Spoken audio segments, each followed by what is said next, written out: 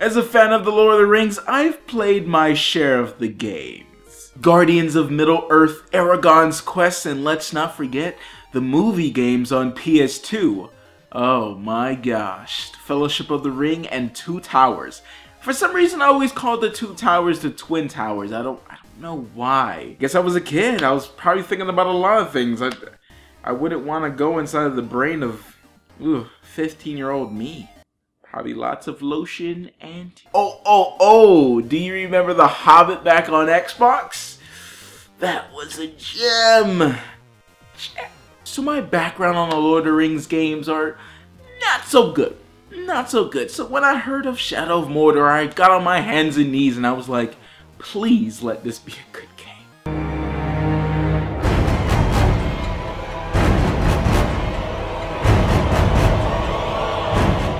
If you've read the books, Shadow of Mordor takes place between the events of The Hobbit and The Lord of the Rings. You play as Talion, a ranger of the Black Gate that was killed by the Black Hand, but somehow was brought back to life with a wraith attached to him that has lost his memories. Now you head to Mordor to uncover the story, and on your way you might run into a familiar face. You will make him. He was useless. We must have it back. We must have it.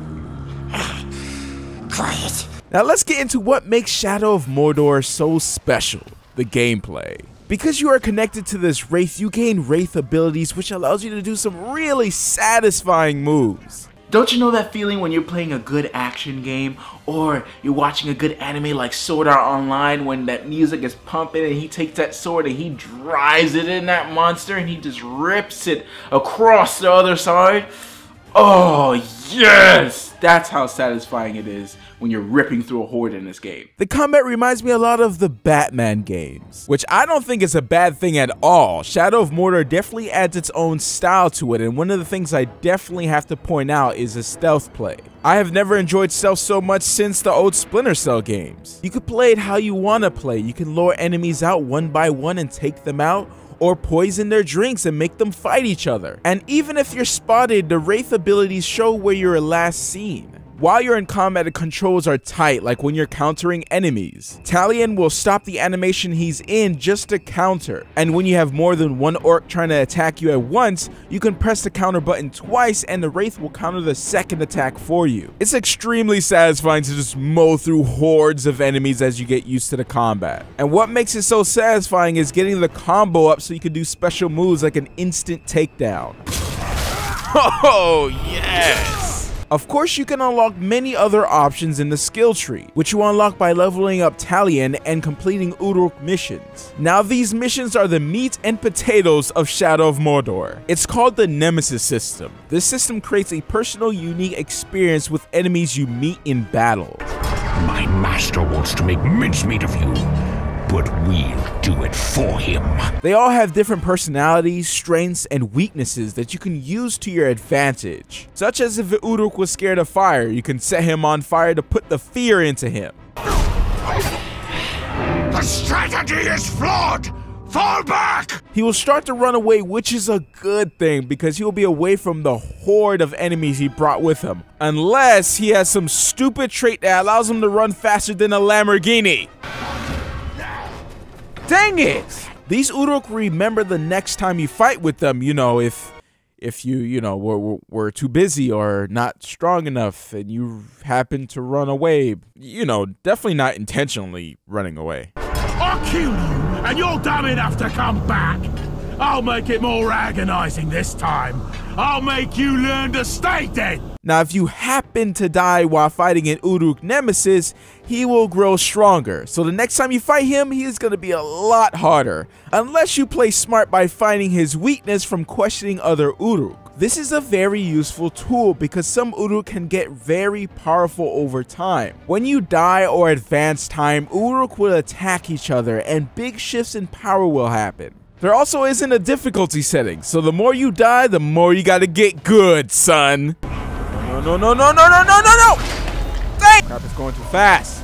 It's going too fast! No!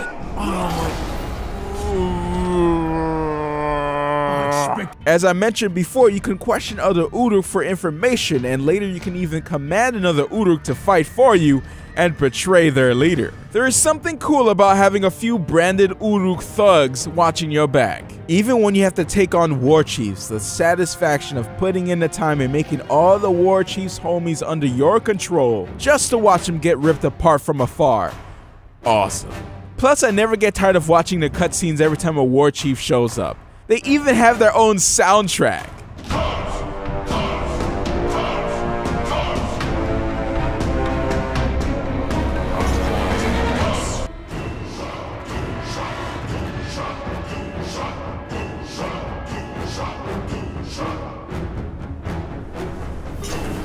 His name is Douche Rat.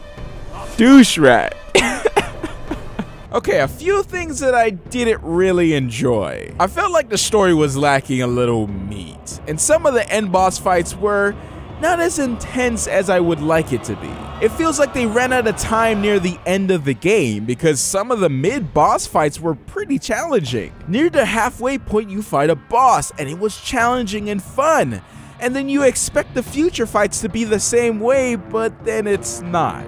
It's by no means bad because you have plenty of boss fights when it comes down to the war chiefs. Just with the story, it was a little bare. Another thing is when you try to grab a rune drop from a Uruk, it will automatically grab a random enemy instead. Or when you try to open up a Karagor cage, it would attack an enemy instead, and I would just give up and just use one of my arrows. Also, sometimes I had problems climbing and trying to get down from ledges. It got very frustrating when it caused me to die or lose my chance in catching a fleeing Uruk. Where you think you going?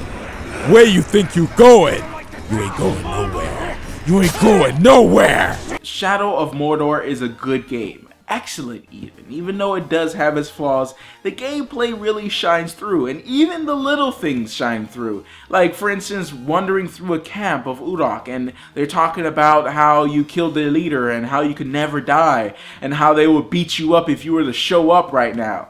That stuff adds a little bit of flavor that made me enjoy this game so much. Even though the stupid war chiefs will get so powerful because I kept dying all the time and dying and dying and dying and dying. No!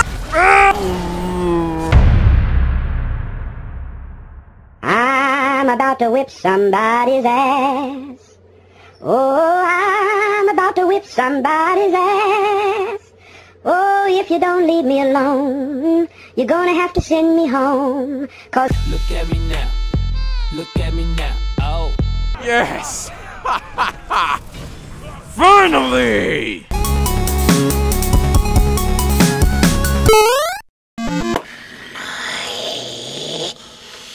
Precious!